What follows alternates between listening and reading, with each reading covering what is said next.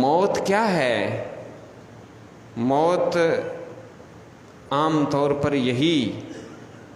سمجھی جاتی ہے اور ہے کہ جسم اور روح کہ جو انسان اس چیز کا مجموعہ ہے، تو جسم سے روح کو اللہ رب العزت جب اپنے خاص حکم کے ساتھ الگ کر لیتا ہے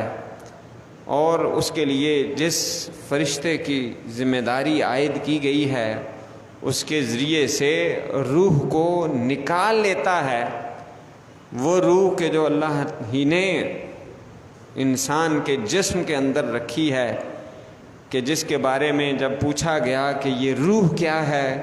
کہ یسألونک عن الروح، یہ روح کے بارے میں پوچھتے ہیں یہ کیا ہے، تو فرما دیجئے قل الروح من امر ربی، یہ اللہ کے، یہ میرے رب کے امر کی ایک کیفیت ہے، یہ رب کا امر ہے، حکم ہے۔ چنانچہ جو روح پھونکی گئی حضرت آدم علیہ السلام کے جسد خاکی کے اندر، وہ انسان جتنے بھی انسان ہیں ان کے اندر جب روح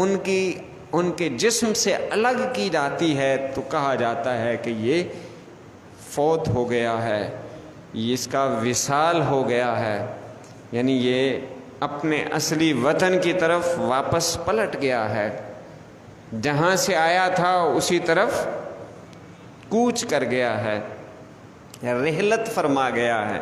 یہ مختلف الفاظ جو ہیں وہ مختلف زبانوں کے اندر استعمال کیے جاتے ہیں۔ تو روح اصل جسم سے جب الگ ہو جاتی ہے تو اس چیز کو موت کہا جاتا ہے۔